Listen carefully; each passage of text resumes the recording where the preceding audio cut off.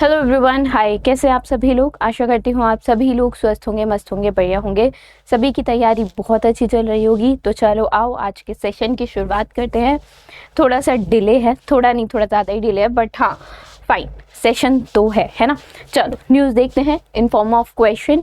तो पहला ही जो क्वेश्चन है वो इस प्रकार है कि किस स्टेट ने इंट्रोड्यूस किया है इंडिया का पहला ग्लोबल कैपेबिलिटी सेंटर पॉलिसी। ठीक है, global capability centre policy, that is GCC policy.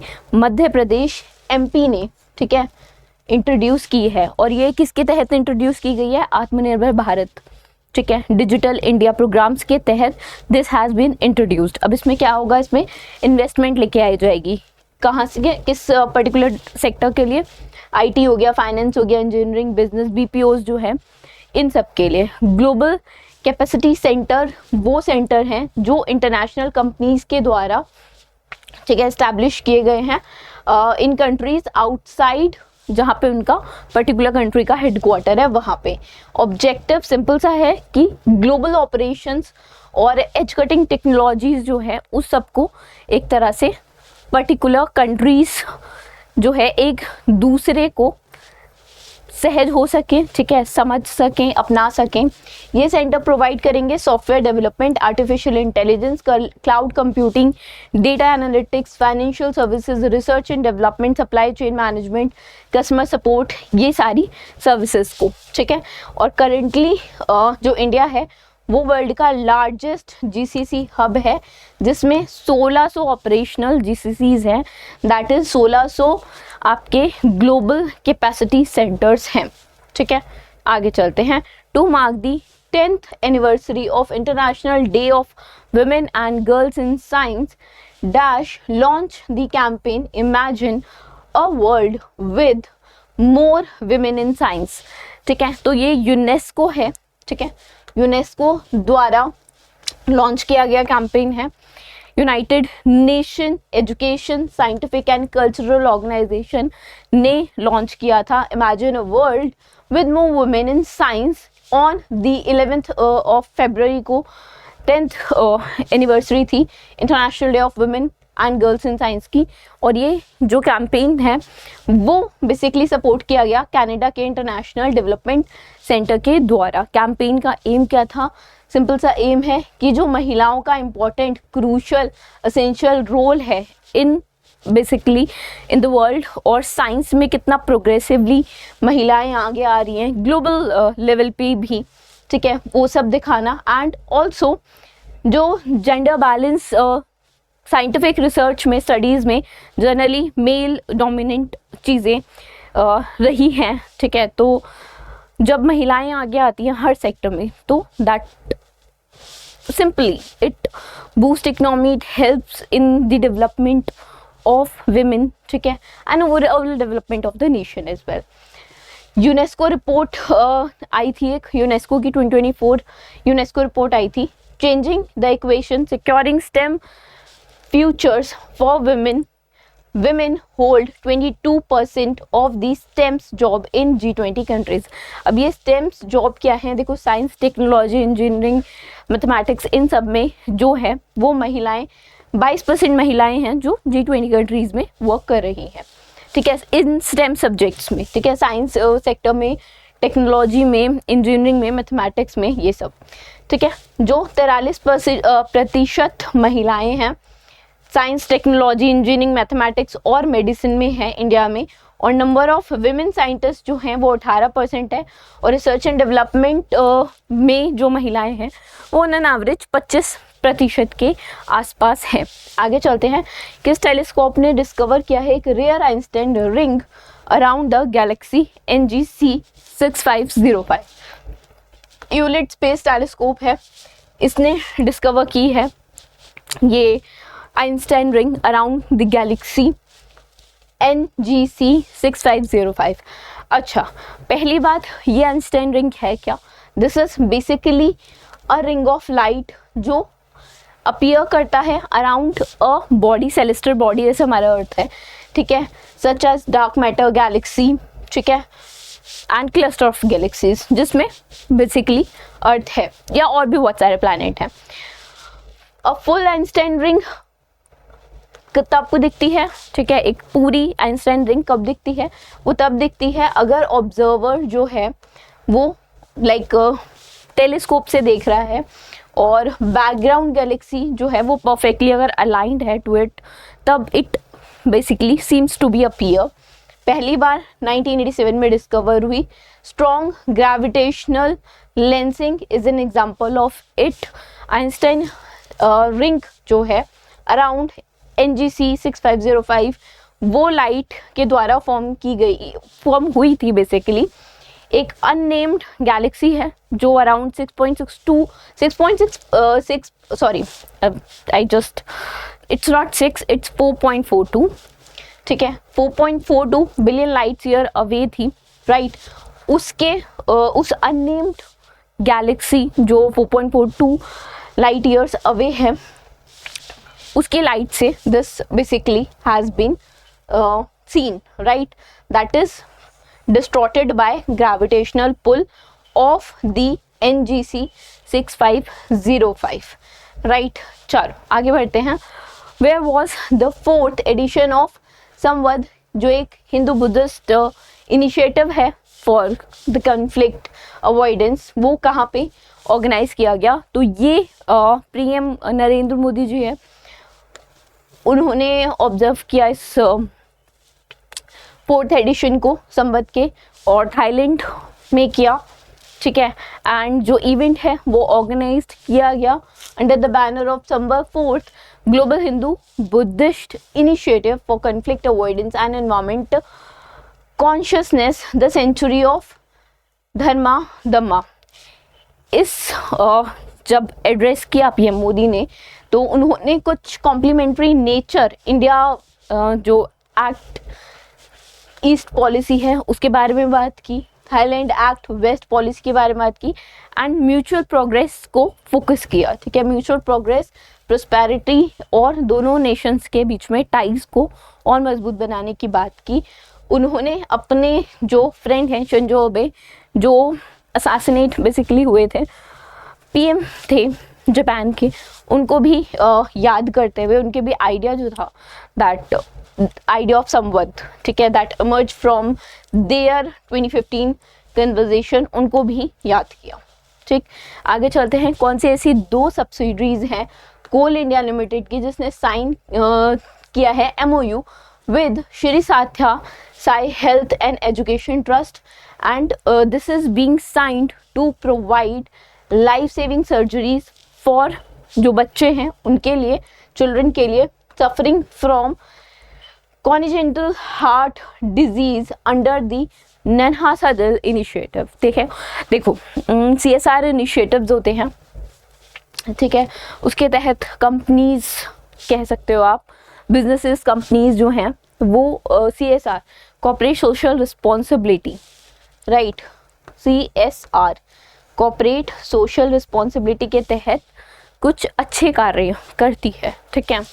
अब कार्य जो अच्छे कार्य हैं, कुछ कंपनी सस्टेनेबल डेवलपमेंट गोल से भी लिंक कर लेती हैं अपने CSR एक्टिविटीज़ को, और कुछ कंपनीज और कुछ इंस्टीट्यूट और कुछ बिजनेसेस, जैसे इनका बेसिकली इनिशिएटिव है नन्हा सा दिल इनिशिएटिव, कुछ ऐसे रखती हैं, ठीक है। तो coming to the question, central coalfield limited and northern coalfield limited has basically are the 2 coal India limited subsidiaries जिन्होंने MOU साइन किया है Shri Sathya Sai health and education trust के साथ, ताकि ये लोग लाइफ सेविंग सर्जरीज प्रोवाइड कर सकें उन बच्चों को जो हार्ट की, दिल की बीमारी से जूझ रहे हैं थ्रू देयर इनिशिएटिव नन्हा सा दिल। इसमें क्या किया है इन्होंने, कोल इंडिया लिमिटेड की जो सब्सिडरीज हैं जिसमें से CCL है, उसने 45,000 बच्चों को स्क्रीन किया है झारखंड से, एंड सर्जरी प्लान की है 500 बच्चों की जो डायग्नोज हुए हैं हार्ट डिजीज से। और NCL ने क्या किया है, NCL ने both basically come under ministry of coal, ठीक है। और NCL ने क्या किया है, 345 ग्रास रूट लेवल पे कैंपेन्स रखे हैं, ठीक है। और इन कैंप्स में 17,250 बच्चे जो हैं उनको डायग्नोस किया गया है, ठीक है, eight there centres eight there hospital. नन्हा सा दिल की बात करें, ये प्रोजेक्ट जो है वो मार्च 2024 में शुरू हुआ था, लॉन्च हुआ था, और तब से ही 250 से ज़्यादा जाने बचा चुका है। देखो ऑलमोस्ट 2 लाख से भी ऊपर का कुछ आंकड़ा है। हाँ, 2.4 लाख जो बच्चे हैं वो जन्म ही हार्ट डिजीज़, कोई ना कोई हार्ट डिजीज़, किसी के दिल में छेद है, किसी को कुछ है, ठीक है, पर्टिकुलर कोई हार्ट डिजीज़ के साथ पैदा होते हैं, ऑलमोस्ट 2.5 लाख बच्चे, ठीक है। अब उनमें से आंकड़ा कहता है कि जो भारत में पैदा होते हैं 2.5 लाख के अराउंड बच्चे, उनमें से सिर्फ 5% ही ऐसे बच्चे हैं जो अपना इलाज करवा पाते हैं। क्यों? क्योंकि फाइनेंशियली साउंड नहीं होते, ठीक है, पैसे नहीं होते, दिक्कतें होती हैं। पेरेंट्स भी एक लिमिटेड अमाउंट हर घर में अरेंज नहीं किया जा सकता, ठीक है, तो कुछ 5% ही बच्चे हैं जो सर्जरीज जिनकी सर्जरी हो पाती है, ठीक है, जिनके पेरेंट्स के पास पैसे होते हैं। बाकी सब जो हैं वो जूझते हैं, और बहुत बच्चे हार्ट डिजीज़ की वजह से उनकी डेथ भी हो जाती है कम एज में, ठीक है। तो उनके लिए ये इनिशिएटिव है नन्हा सा दिल प्रोजेक्ट, एंड इसके तहत जो कोल इंडिया लिमिटेड की सब्सिडरीज हैं वो सर्जरीज करती हैं उन बच्चों के जो बेसिकली फाइनेंशियली साउंड नहीं है, जिनके पेरेंट्स, ठीक है, and those who can not afford the surgery, right. It is good initiative. चलो आगे देखते हैं। Launch ceremony of 8th MCA barrage LSAM 11 Yard 97 was held at Meera Banyadar in which of the following state? It is in Maharashtra, ठीक है। And chief guest जो थे जिन्होंने launch की सेरेमनी वो थे कमांडर N गोपीनाथ, राइट। और जो कॉन्ट्रैक्ट है for construction of the 8th missile come ammunition barrage was concluded with MSME Shipyard, Selcon Engineering Private Limited, Visakhapatnam, and जो बैरेज है they have been indigenously designed and developed by Shipyard in collaboration with Indian Ship Design Firm and the Indian Registrar of Shipping. जो model testing है वो हुई है naval science and technological laboratory Visakhapatnam में, ताकि सीवर्थनेस check किए जा सके कि कितना फ्रेंडली है सी से, ठीक है।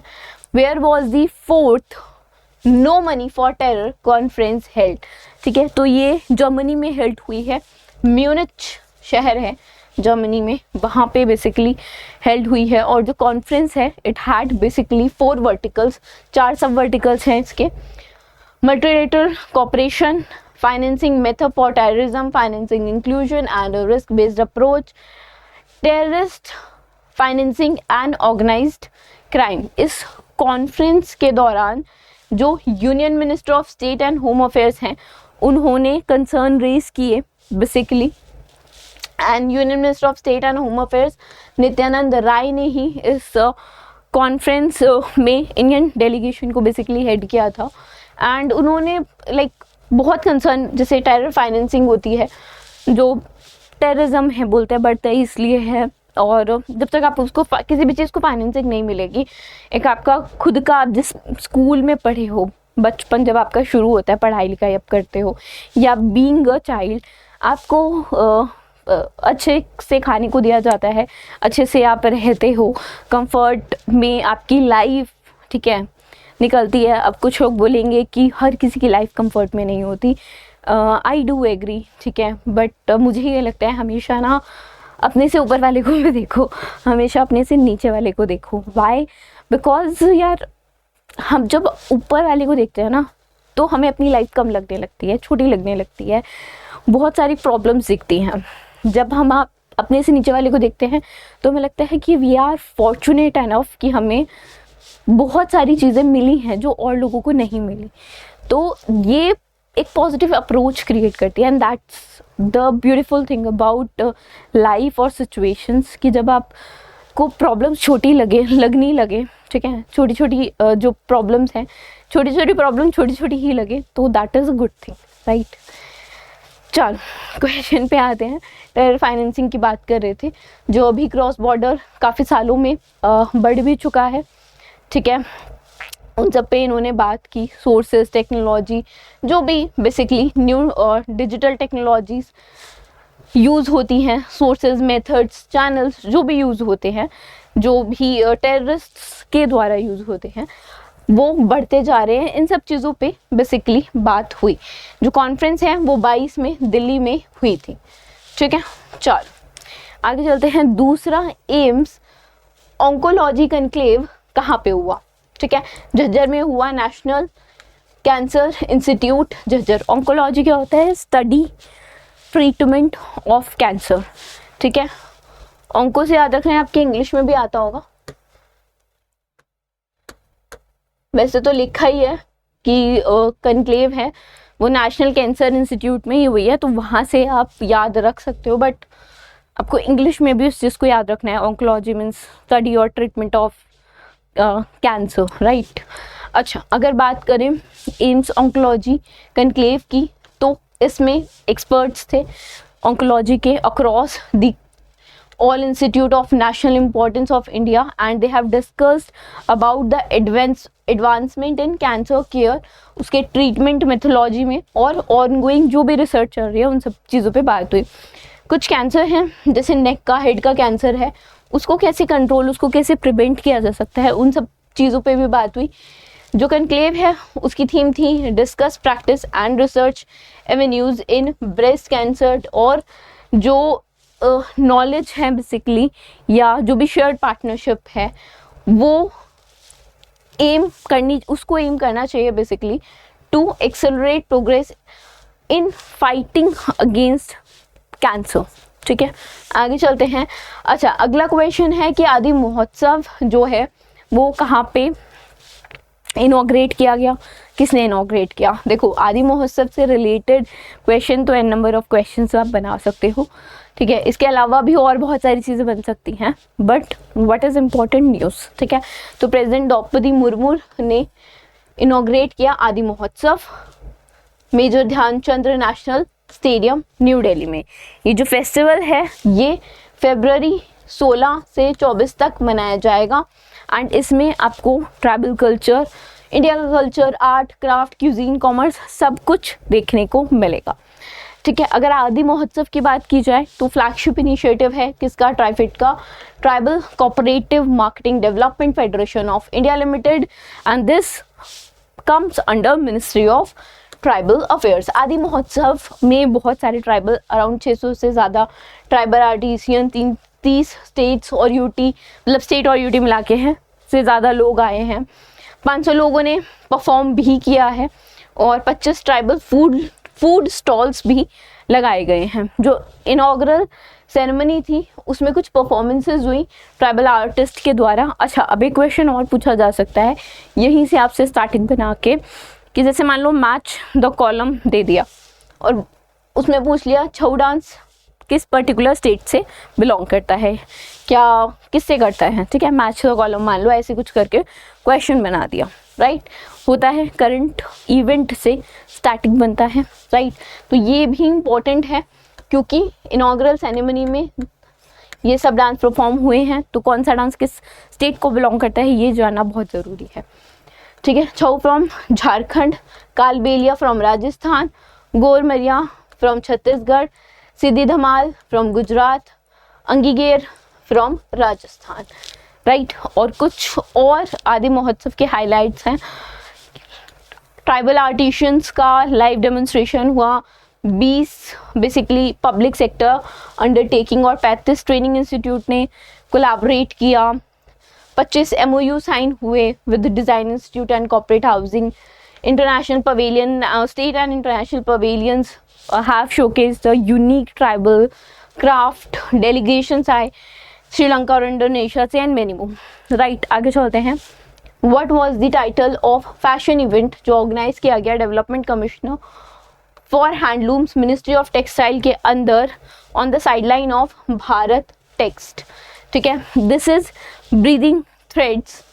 Breathing threads is the title of fashion event that is organized by development commissioner of handlooms, and जो event है it was organized at the amphitheater in Bharat Mandapam, right।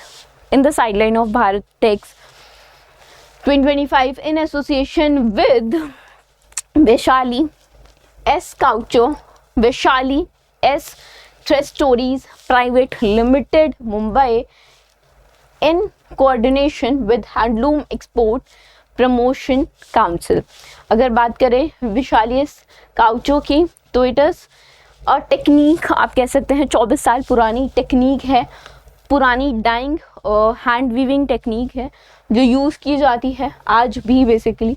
And this shows की जो पुराने basically तरीके हैं, ठीक है, या पुराना क्राफ्ट है, दैट इज़ इम्पॉर्टेंट. एंड जो हैंडीक्राफ्ट चीज़ें हैं they have their own beauty, right.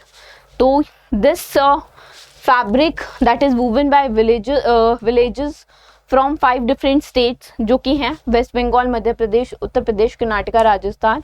और 20 मॉडल्स थे, 30 लुक्स थे जो बेसिकली जिन्होंने इन क्राफ्ट्स को ड्रेसअप किया था. और कुछ जो वीविंग क्राफ्ट्स हैं जो शोकेस की गई 7, वो कुछ इस तरह चंदेरी है, महेश्वरी है, जामदानी है, काऊ है, बनारसी है, कोटाडोरी है और मुर्शिदा पात, ठीक है. तो क्वेश्चन जो कई बार बनता है वो इन क्राफ्ट से भी बन जाता है, ठीक है. इनके रिलेटेड स्टेट्स भी पूछे जा सकते हैं क्योंकि स्टैटिक है तो they can ask you. Okay, that was it from today's session. I hope you guys would have liked the session. पसंद आया तो लाइक कर देना. Thank you so much.